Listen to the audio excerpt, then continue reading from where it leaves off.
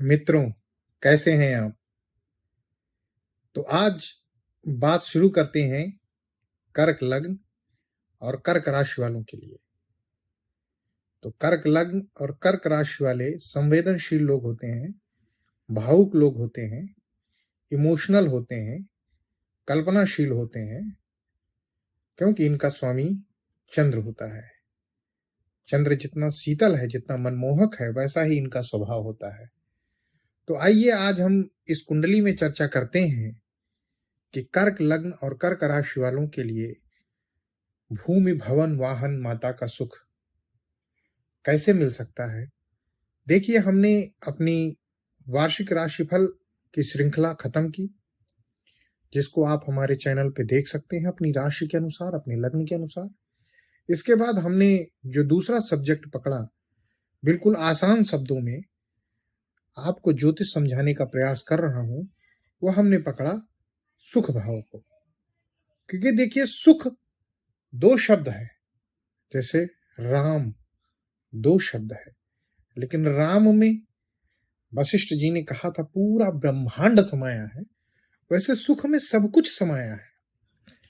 सुख को आप मान सकते हैं शरीर का सुख, धन का सुख, परिवार का सुख, संतान का सुख, संतान से सुख, माता का सुख, पिता का सुख, परिवार का सुख, समाज का सुख, हर चीज का सुख, हर चीज का सुख आप जोड़ सकते हैं। तो अगर आपका 4th हाउस है कुंडली में लग्न के बाद, अगर इस मटेरियलिस्टिक वर्ल्ड में, इस भौतिकवादी दुनिया में कोई इंपॉर्टेंट चीज है, वो है 4th हाउस। मान लीजिए आपका भाग्य बहुत प्रबल है, आपके पास खाने पीने की कोई कमी नहीं है, धन की कोई कमी नहीं है, लेकिन आप किसी न किसी व्याधि से पीड़ित हैं कि आपको खाने का रिस्ट्रिक्शन है, तो आप सुख नहीं उठा पा रहे हैं, है कि नहीं है? तो सुख और सुखी जीवन की कामना हर इंसान का लक्ष्य होता है। तो कर्क राशि और कर्क लग्न वालों के लिए शुरू करते हैं। देखिए, बहुत ही आसान शब्दों में आपके सामने कुंडली लिखी हुई है जो 4 नंबर से शुरू हो रही है। तो आप अपनी कुंडली खोल लीजिए और जहां 4 नंबर लिखा हुआ है, उस पोजीशन को कुंडली का फर्स्ट हाउस मानिए, वो आपकी कुंडली का फर्स्ट हाउस है। और जहां 5 नंबर लिखा हुआ है, वो आपका द्वितीय हाउस है। और जहां 6 नंबर लिखा हुआ है, वो आपका तृतीय हाउस है। इसी तरह से कुंडली मूव करती हुई 3 तक जाती है, जहां 3 नंबर लिखा हुआ है, द्वादश हाउस है। तो जो कुंडली का चतुर्थ घर है, जहां 7 नंबर लिखा हुआ है, वो आपका सुख स्थान हुआ। वहां कौन सा नंबर लिखा हुआ? 7 नंबर लिखा हुआ है। तो 7 नंबर के स्वामी होते हैं शुक्र और 4 नंबर के स्वामी होते हैं चंद्रमा। तो यदि आपका 4 नंबर से कुंडली शुरू हो रही है, जिस समय ऐसा लिखा हुआ है, तो आप कर्क लग्न वाले हैं। और अगर आपका चंद्रमा कहीं भी बैठा हो कुंडली में, 1 से शुरू होकर 12 तक कहीं भी बैठा हो, अगर चंद्रमा के बैठने वाली जगह पे 4 नंबर लिखा है, तो आपकी कर्क राशि है। समझ गए? तो अगर कर्क लग्न और कर्क राशि आपकी है, तो ये जो बातें हैं वो आपके लिए हैं, ये जानकारी आपके लिए है। तो देखिए, जैसा 7 नंबर लिखा हुआ है, तो 7 नंबर के कारक भाव है भूमि, भवन, वाहन, माता। इनका विचार चतुर्थ हाउस से किया जाएगा। ठीक है? तो इसका मतलब यह है कि चतुर्थ हाउस का कारक अगर मजबूत है, अगर वो अच्छा वेल प्लेस्ड है, तो आपके जीवन में भूमि, भवन, वाहन, माता के सुख में बढ़ोतरी होगी, कभी कमी नहीं होगी। अब चतुर्थ भाव का स्वामी हुआ शुक्र। तो शुक्र यदि पंचम में बैठा हो, जहां 8 नंबर लिखा हुआ है, पीले रंग का मैग्नेट लगा हुआ है, 12 नंबर लिखा है, मतलब नवम भाव पे मीन राशि में बैठा हो या दशम में बैठा हो, साथ ही साथ चतुर्थ में खुद का बैठा हो जहां 7 नंबर लिखा हुआ है, तो आपको भूमि, भवन, वाहन, माता के सुख में बढ़ोतरी होगी। एक तो पहली शर्त यह है। दूसरी शर्त यह है कि अगर चंद्र और शुक्र आपस में युति बना के इन्हीं स्थानों पे बैठे हों, जो चंद्र शुक्र का योग हुआ।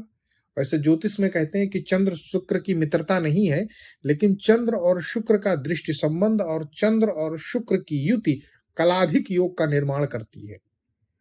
कलाधिक योग में आदमी जो है बड़ा नजाकत और नफासत वाला होता है, उसके हर काम में आर्टिस्टिक झलकती है।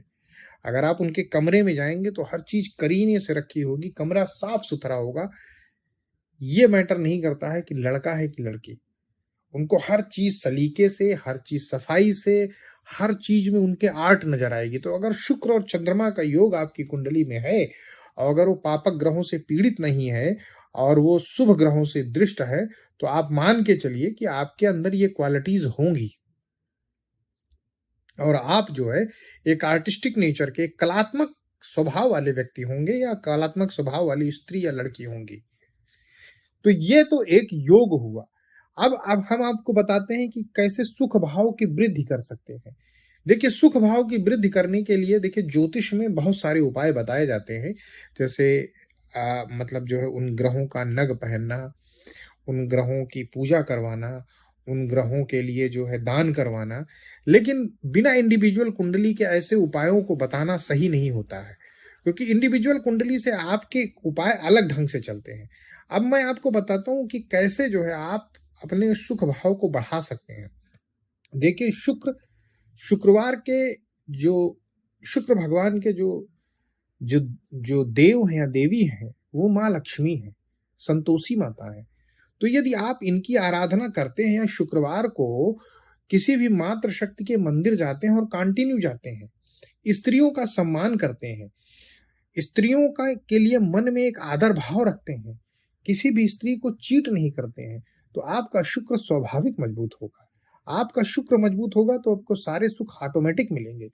नवरात्र में कन्या पूजन का विधान होता है, कन्या को खिलाने का विधान होता है। अगर आप करते हैं तो आपको निश्चित रूप से फायदा होगा। तो आप शुक्रवार के दिन जितना जितना ज्यादा अगर आप प्रेयर कर सकते हैं, मेडिटेशन कर सकते हैं, मातृशक्ति की पूजा कर सकते हैं, मंदिर जा सकते हैं, वो सब आपको फायदा दिलाने वाला होगा। और इसको आप जितनी निरंतरता के साथ करेंगे और जितना ज्यादा करेंगे उतना ज्यादा आपको फायदा होगा, क्योंकि शुक्र है वैभव, शुक्र है लक्ष्मी, शुक्र है आपकी लग्जरी, शुक्र है आपका भोग विलास, शुक्र है आपका सारा ऐश्वर्य।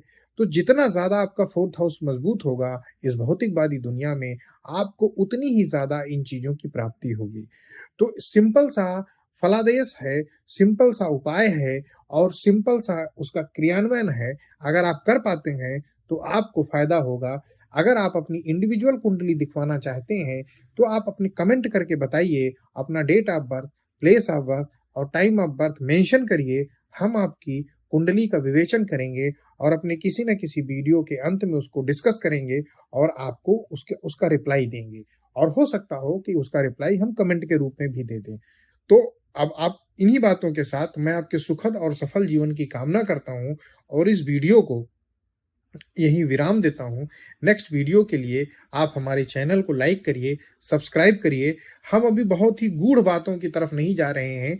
हम अभी जो है संस्कृत के जो श्लोक हैं उनके जरिए हम नहीं जा रहे हैं। हम आपको बहुत ही सिंपल वे में समझाने का प्रयास कर रहे हैं, जिससे आपकी ज्योतिष के प्रति अंडरस्टैंडिंग बन जाए। हम एकदम से हम उन चीजों की नहीं जा रहे हैं। हम मान के चल रहे हैं कि हमारे जो दर्शक हैं वो बिल्कुल अभी नाइव हैं और वो बिल्कुल शुरुआत कर रहे हैं ज्योतिष में। हम धीरे धीरे अपनी चीजों को स्टैंडर्ड बढ़ाएंगे, उनका लेवल बढ़ाएंगे, तब हम आपको ज्योतिष की किताबों के रेफरेंस सहित बताएंगे कि किस किताब में, किस शास्त्र में क्या लिखा हुआ है, क्या श्लोक है और उसको हम कैसे फलित कर सकते हैं। अभी हम सिंपल बता सकते हैं, सिंपल बता रहे हैं कि आप ये उपाय करिए, आपको फायदा होगा। और आपको फायदा हो, हमारे चैनल को लाइक करिए, सब्सक्राइब करिए, कमेंट करिए। जय श्री राम।